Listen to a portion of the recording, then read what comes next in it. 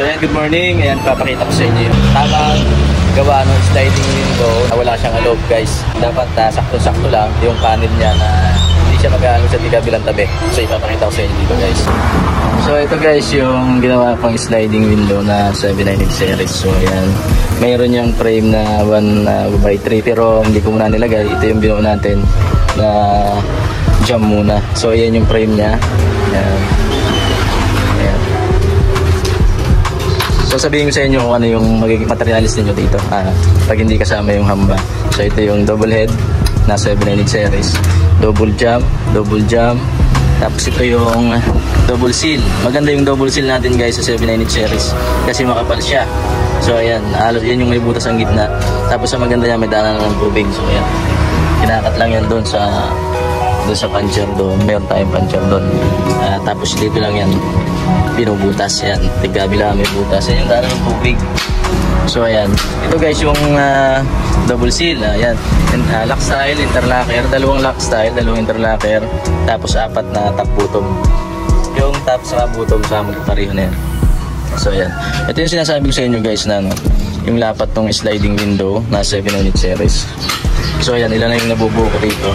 Pinagkakabit ko siya, guys. Nakita ko siya na maganda yung lapat. So i-share ko sa inyo kung paano yung ginawa ko.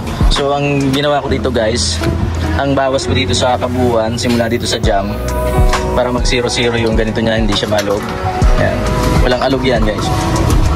Lapat na lapat. Pag nilagyan dito ng center lock yan, lapat na lapat yan. So guys, share ko sa inyo paano yung ginawa ko. Ang binawas ko dito, kunyari yung total nito ay 24 inches. Yan. Bago nyo kuha ito, i-divide nyo muna ng, babawasan nyo ng 5 inches. 5 inches, guys, para magsakto-sakto siya. Maganda siya, kaya naisipan ko i-video kasi share ko sa inyo. Kasi ano siya, lapat na lapat. Wala siyang alog. May goma yan dito, nakalapat na lapat siya talaga doon. Para hindi na madaan ng tubig. Ayan, o. Ayan, kita nyo naman, lapat na lapat siya. Walang alog. Ayan. Ayan. Oh. So ayan, babawasan nyo lang siya ng 5 inches, tapos divide nyo sa dalawa. Ayan, 5, kunyari ang sukat nito ay 24 inches, tapos babawasan nyo lang siya ng 5 inches, tapos di-divide nyo ngayon siya sa dalawa. Yun na yung inyong bottom saka yung top. Ayan, ganyan, para maganda yung lapat. 0-0, 5 inches lang, guys, yung mabawasin nyo para mag 0-0 siya sa 798 series sliding window, guys. Yun, ayan, ayan, dito ako sa shop ngayon. Ayan. So ayan, tapos ito yung mga sliding window natin. Ayan.